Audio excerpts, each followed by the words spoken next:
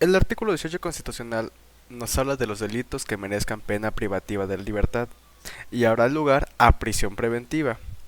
El sitio de esta será destinado para la extinción de la pena y estará completamente separado. También nos habla del sistema penitenciario, que éste se organizará bajo las bases del respeto a los derechos humanos, del trabajo, de la capacitación para el mismo, para la educación, para la salud y el deporte. Todo con ello para lograr la reinserción social y así poder procurar que no vuelva a delinquir. También nos hace mención que las mujeres compurgarán sus penas en lugares separados de los que son destinados a los hombres.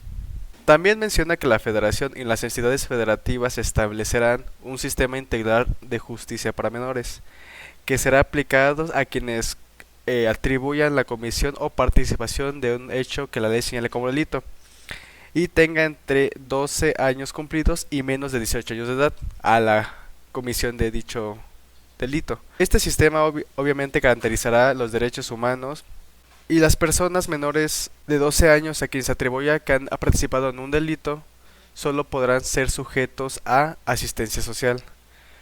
La operación del sistema se podrá aplicar las medidas de orientación, protección, tratamiento que amerite cada caso, obviamente dependiendo del delito. Y obviamente hablará de la protección integral y el interés superior del adolescente. El proceso en materia de justicia para adolescentes será acusatorio y oral. En este se podrán observar la garantía del debido proceso legal, independencia de las autoridades, la remisión y las que imponga las medidas. Tendrá como fin la reinserción y la reintegración social y familiar del adolescente. El internamiento se podrá utilizar solo como medida extrema y por el tiempo más breve. El adolescente mayor de 14 años por la comisión o participación de un hecho delictivo que señale la ley como delito. Los sentenciados de nacionalidad mexicana que se encuentren compurgando penas en países extranjeros podrán ser trasladados al país para que puedan cumplir su condena y esto con base al sistema de reinserción social.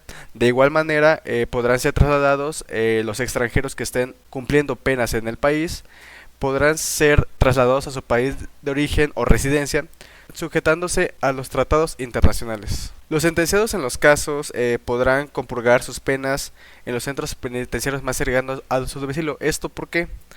Esto a fin de poder propiciar su reintegración a la sociedad.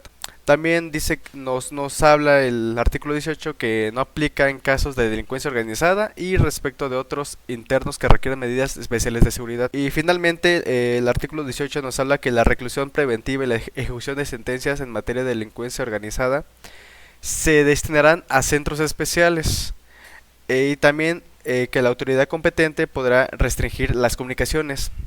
Obviamente esto es por delincuencia organizada con terceros, únicamente podrán tener acceso sus defensores e imponer medidas de vigilancia especiales a quienes se encuentren internos. Continuando con otro artículo constitucional, vamos a hablar del artículo 21, que en este se prioriza o nos menciona que la investigación de los delitos corresponde al Ministerio Público y a los policías, las cuales estos van a actuar bajo la conducción y mandato de aquel que sea del ejercicio de sus funciones. El ejercicio de la acción penal ante los tribunales también va a corresponder al Ministerio Público. También nos podemos rescatar que la imposición de las penas, la modificación de las mismas y duración son propias y exclusivas de la autoridad judicial. Siguiendo, también nos habla que la autoridad administrativa aplicará sanciones por infracciones de sus reglamentos gubernativos y de policías. Estos generalmente consistirán en multas y puede ser como arresto por 36 horas o trabajo a la comunidad. Si en caso de que el infractor fuese un jornalero, obrero o trabajador, no podrá ser sancionado con una multa mayor del importe de su jornada o salario de un día. Y en caso de no tratarse de un trabajador no asalariado, esta multa no podrá exceder el equivalente a un día de su ingreso. Posteriormente también el artículo nos menciona y nos comenta un poco que el Ministerio Público podrá considerar criterios de oportunidad para el ejercicio de la acción penal en los supuestos y condiciones que la ley fije.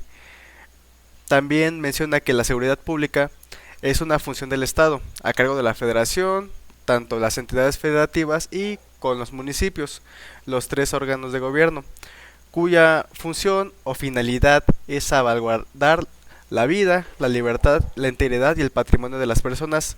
También se menciona que esto es con la finalidad de preservar el orden público y la paz social. Esto comprende la prevención, investigación y persecución de los delitos, así como de las sanciones de la infracción administrativa. La actuación de las instituciones de seguridad pública se regirán bajo los principios de legalidad, objetividad, eficiencia, profesionalismo, honradez y respeto a los derechos humanos, reconocidos obviamente por la Constitución política.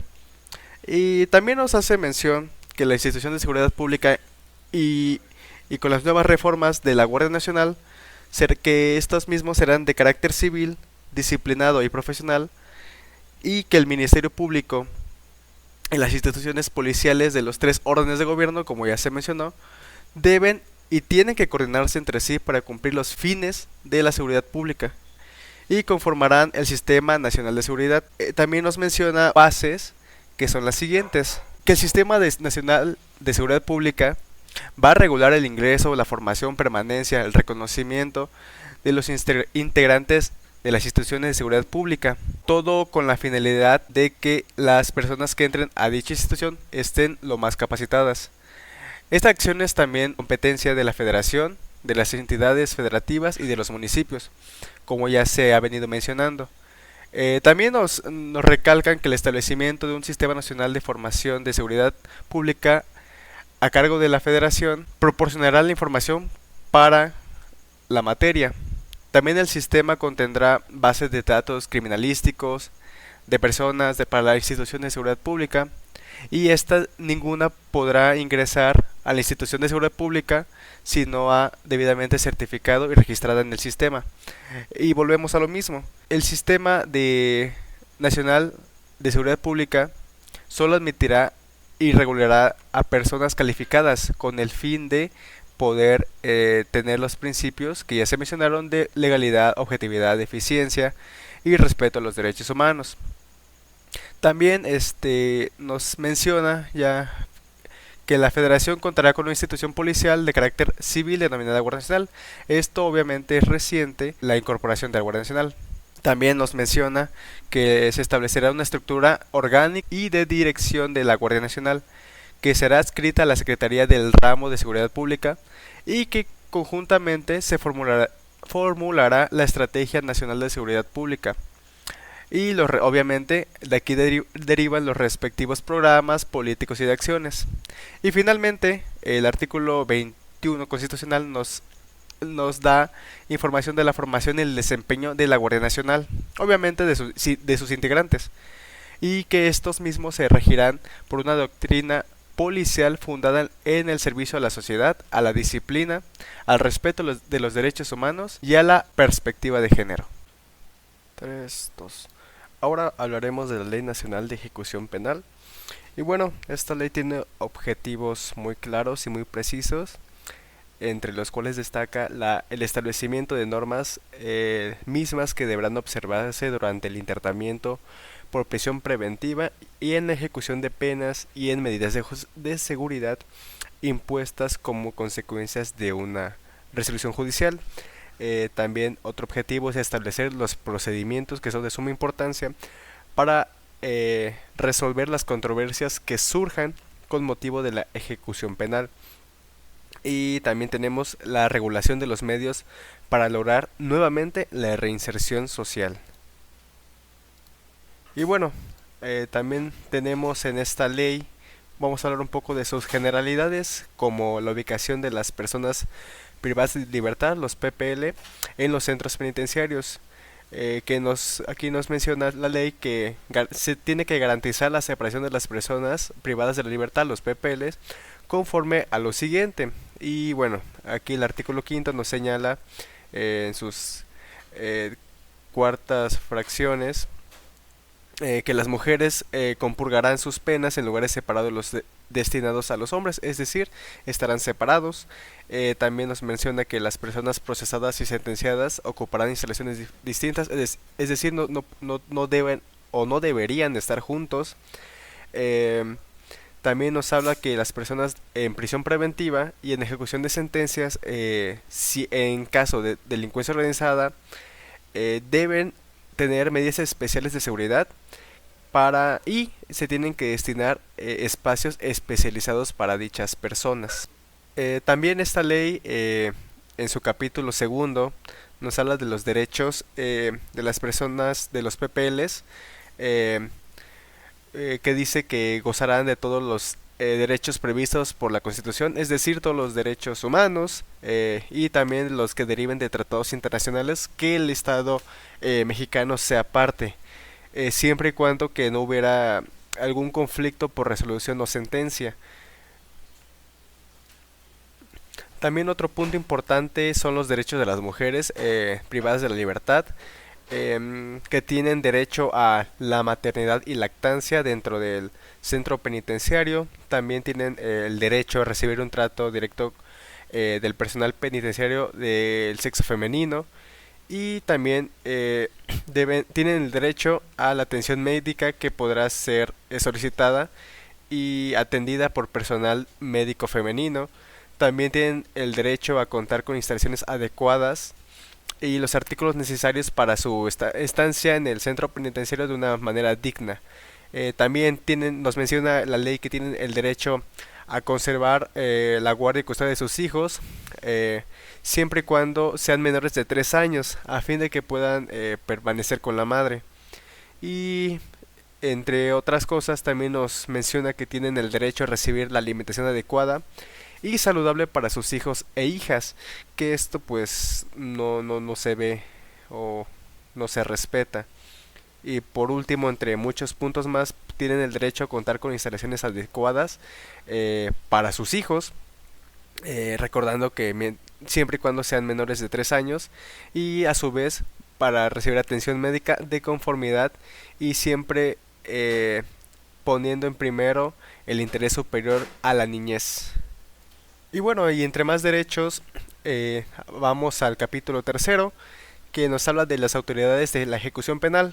Y bueno, aquí tenemos en su artículo 14, nos habla un poco de la autoridad penitenciaria, que esta autoridad tiene por objeto o tiene el objetivo de organizar la administración y a su vez la operación del sistema penitenciario, con base siempre al respeto a los derechos humanos, al trabajo, a la capacitación para el mismo. Obviamente hablamos del centro penitenciario, a la educación, la salud y el deporte. Esto como medio para procurar la reinserción. Nuevamente aquí se nos vuelve a hablar de la reinserción social de la persona sentenciada, y así esto con el objetivo de que no vuelva a delinquir cuando cumpla su condena. Y bueno, también nos habla un poquito de las funciones de dicha autoridad penitenciaria, las cuales tendrá funciones básicas como el garantizar el respeto a los derechos humanos, como ya se mencionó, de todos y cada uno de los PPLs que se encuentren sujetas al régimen de custodia, y a su vez a la vigilancia en un centro penitenciario.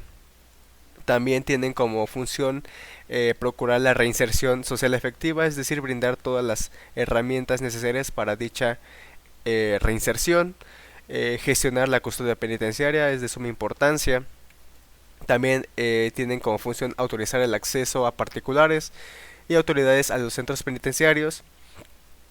Y pues también tenemos que pueden estos autoridades penitenciarias aplicar las sanciones penales impuestas por los órganos jurisdiccionales y que se cumplan como ya están establecidos en dichos centros.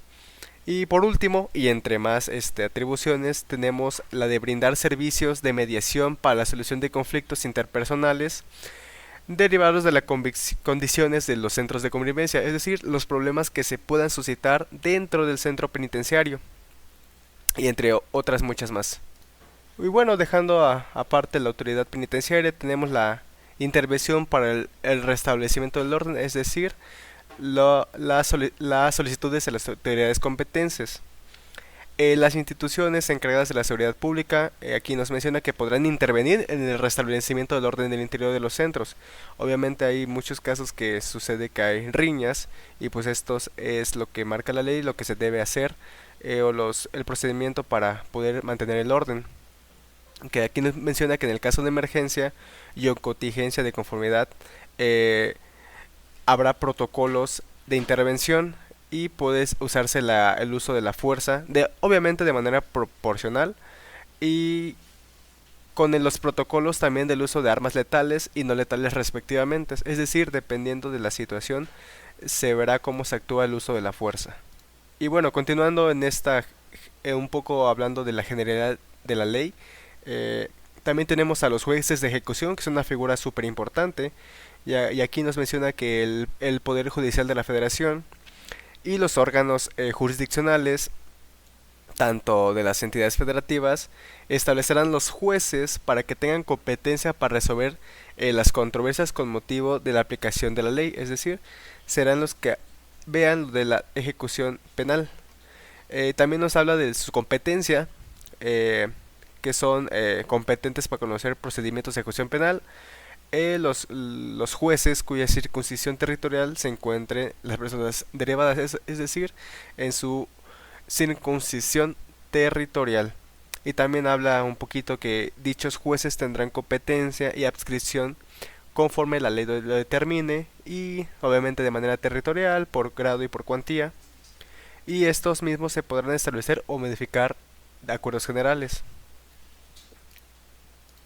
También en esta ley podemos rescatar lo del régimen de internamiento y que son básicamente las condiciones de internamiento, que aquí nos habla que las condiciones deberán garantizar una vida digna y segura para todas las personas privadas de la libertad, es decir, a los PPL, que esto en la vida real pues tristemente no ocurre por deficiencias en el mismo sistema penitenciario.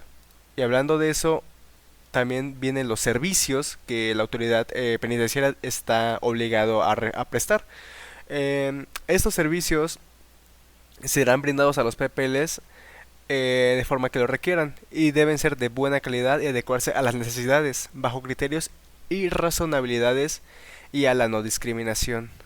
Y hablando de esos servicios, tenemos uno de suma importancia que es la atención médica, en donde la autoridad penitenciaria, es decir, el centro de reinserción, se tendrá que coordinar con la Secretaría de Salud, esto a nivel federal, o a sus homólogos en caso de Puebla, para así brindar la atención médica en los términos de la Ley General de Salud. Aquí nos menciona otra ley.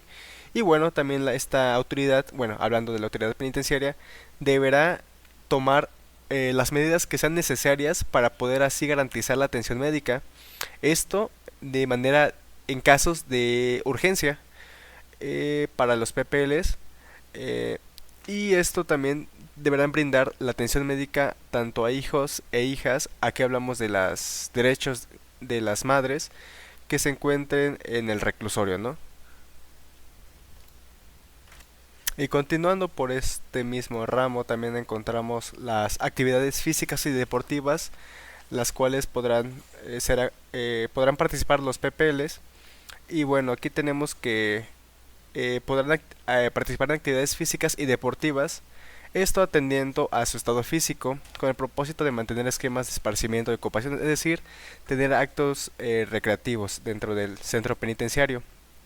También encontramos con un punto de suma importancia, cuál es la educación, que nos habla la ley que tendrá que ser impartida de forma laica, gratuita y tendrá contenidos de carácter académico, tanto cívico, higiénico, artístico, físico, social, ético, orientados en el respeto de obviamente la ley y las instituciones y de igual manera a los derechos humanos.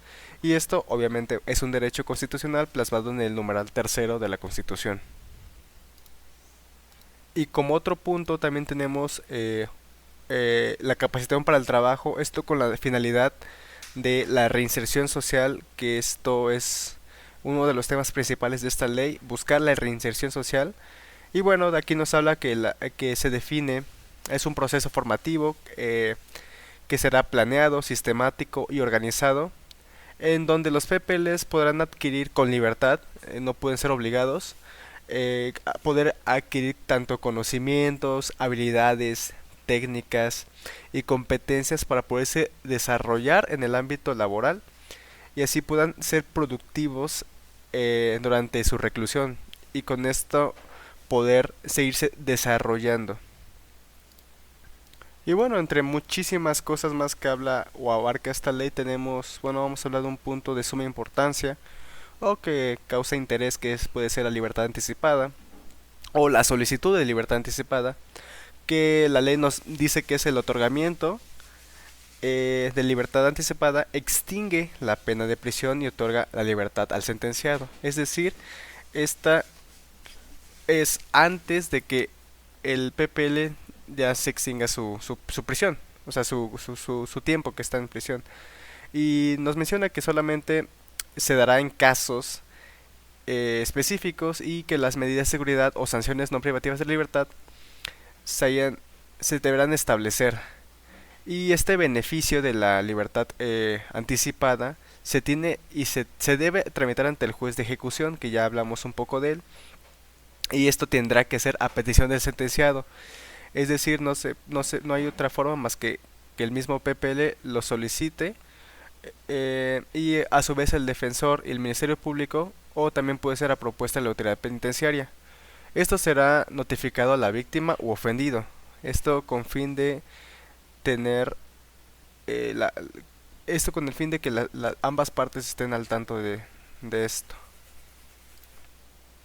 Y bueno, entre muchas otras cosas más que esta ley establece, y bueno, y es de suma importancia, tenemos o podemos apreciar el procedimiento administrativo que los PPLs y aquellas personas legitimadas podrán formular peticiones administrativas ante la autoridad competente, que es la autoridad penitenciaria, en contra de hechos, de actos o omisiones respecto a su condicionamiento de internamiento. Eso ya como lo venimos platicando, sus derechos. Y pues bueno, en sí esta ley es muy amplia, tiene muchísimo contenido y constituye una parte fundamental para el mejoramiento de las condiciones de vida de los PPLs y así poder garantizar el respeto a los derechos humanos y la dignificación de los mismos. Esta ley es de suma importancia y bueno, vamos a seguir comentando la próxima ley. Y finalmente vamos a hablar de la Ley Nacional del Sistema Integral de Justicia Penal para Adolescentes. Esta ley, bueno, vamos a hablar específicamente de las medidas de sanción. Y para comenzar tenemos que ver cuál es la finalidad de estas medidas. Que la misma ley nos dice que estas medidas de sanción es lo principal, como ya se ha venido platicando, es la reinserción social y la reintegración de las personas adolescentes de un hecho señalado como delito, así como la reparación del daño de la víctima u ofendido, y esta se deberá desarrollar o considerar los ámbitos individuales, familiares, escolares, laborales y comunitarios en los que se desarrolle el adolescente. También menciona que el juez de ejecución es una figura que aquí aparece y la autoridad administrativa deberá garantizar que el cumplimiento obviamente las medidas satisfagan dichas finalidades, es decir, la reinserción y reintegración del adolescente. Y que todas las medidas de sanción serán limitadas en su duración y finalidad a lo dispuesto en la sentencia y esto no podrá superar lo previsto en cada uno de ellos, obviamente lo que señale la ley. En las medidas de sanción tenemos tipos de medidas de sanción y a continuación las diremos o las comentaremos un poco. Que tenemos en primera instancia las medidas de sanción no privativas de libertad. Entre ellas tenemos un gran catálogo de medidas y vamos a iniciar con la primera, la cual es la amonestación. Que esta es básicamente la llamada de atención que hará el juez hacia una persona adolescente, esto exhortándolo para que a futuro o en lo sucesivo se rija bajo las normas sociales de trato familiar y de convivencia comunitaria. La molestación, esta tiene que ser de una manera clara y directa. ¿Para qué? Obviamente para que el adolescente pueda comprender la ilicitud de lo que ha cometido y de los hechos y los daños que causa o que puede causar. Otra medida de sanción no privativa de libertad es el apercibimiento, que esta, en términos generales, consiste en la conminación que hace el juez hacia el adolescente, esto con la finalidad de evitar en el futuro la realización de una conducta tipificada como delito, y así dará una advertencia que en el caso de reincidir se le aplicará una medida más severa. También tenemos la prestación de servicios a favor de la comunidad, que no es muy difícil de comprender, que básicamente consiste en que el adolescente tendrá que realizar actividades o tareas de interés general de modo gratuito, obviamente aquí no existe ningún pago, hacia su comunidad o la entidad de asistencia pública. Esto va destinado más orientadas a la asistencia tanto social como puede ser hospitales, parques, escuelas, donde está la Protección Civil, la Cruz Roja y demás que la ley lo establezca. Y toda esta prestación de servicios no debe atentar contra la salud o la integridad física o psicológica del adolescente. También estas actividades hacia la comunidad deben ser asignadas conforme las aptitudes de la persona adolescente y obviamente ahí tiene que ver mucho su edad y su nivel de desarrollo. Esta medida también nos habla un poco la ley que no podrá ser inferior a 3 meses ni superar a 1 año. Y las jornadas, obviamente, donde el adolescente vaya a hacer su servicio, no podrá exceder de 8 horas semanales. Y también nos hace mucho énfasis en que en ningún caso el incumplimiento de la medida perjudicará a la asistencia a la escuela. Y finalmente nos hace que esta medida solo podría imponerse a las personas adolescentes mayores de 15 años, es decir, no puede aplicarse a menores de 12 años o menores. Y bueno, también tenemos la sesión de asesoramiento colectivo y actividades analógicas. Esta finalidad básicamente tiene por objeto que la persona pueda asistir y cumplir con programas de asesoramiento colectivo u actividades análogas. Esto será obviamente a cargo de personas especializadas, es decir, no podrá aplicarla cualquier persona. ¿Por qué? Porque no tiene los estudios y certificamientos necesarios.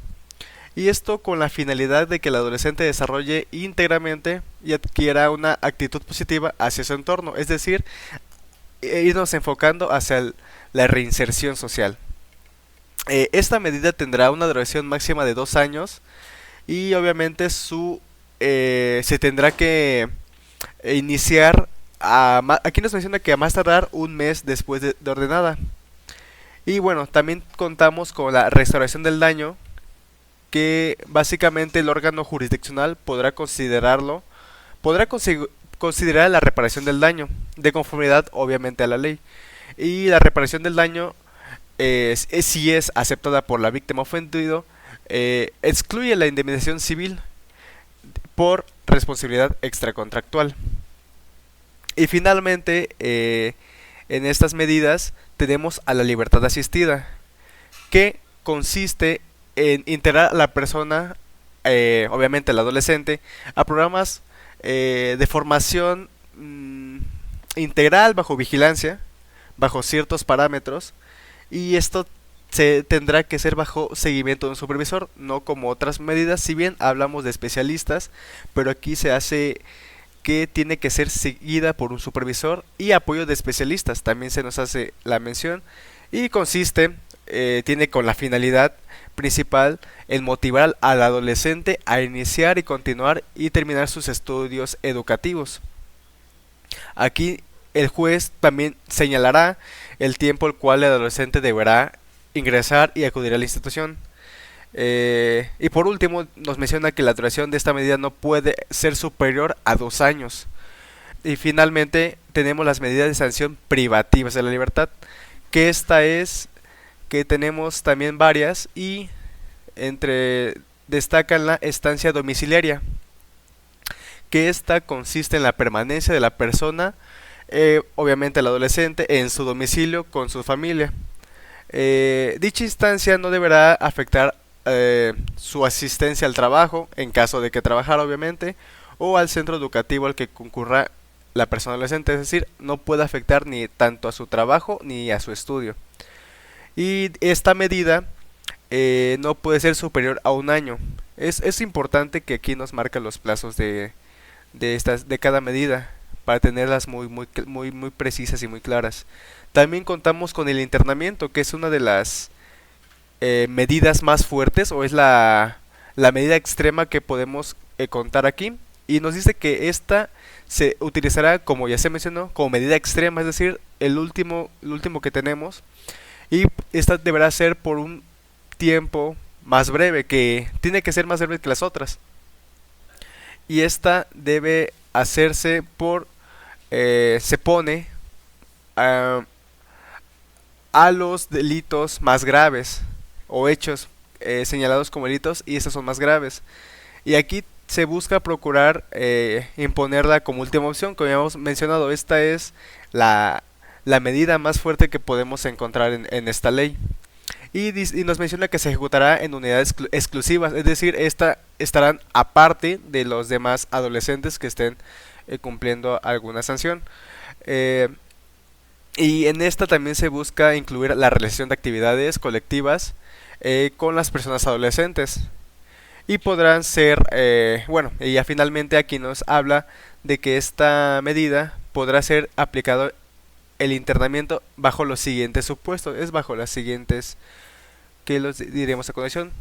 Cuando se traten de delitos en materia de secuestro, también cuando se hable de delitos en materia de trata de personas, terrorismo, extorsión grave, delitos contra la salud, delitos de posesión, portación y fabricación, importación y acopio de armas de fuego, prohibidas y de uso exclusivo del ejército, armada o fuerza aérea, homicidio doloso. Obviamente aquí en el homicidio doloso están todas las modalidades, y aquí se nos menciona que se incluye el feminicidio. También la violación sexual, lesiones dolosas que pongan en peligro la vida, es decir, lesiones graves, y también el robo cometido por violencia física. Y finalmente en las medidas de sanción nos habla que el incumplimiento de las medidas de sanción no se podrá considerar como delito, es decir, no hay algún problema con esto. Y por último, y finalizamos con la de semi-internamiento, que consiste en la obligación de la persona adolescente de residir en el centro de internamiento durante los fines de semana o días festivos. Aquí tenemos una gran diferencia con el internamiento, por así decirlo, completo, que van a ser durante un lapso determinado de tiempo, y aquí van a ser única y exclusivamente los fines de semana o días festivos. Y esto obviamente se va a dictaminar por el órgano jurisdiccional.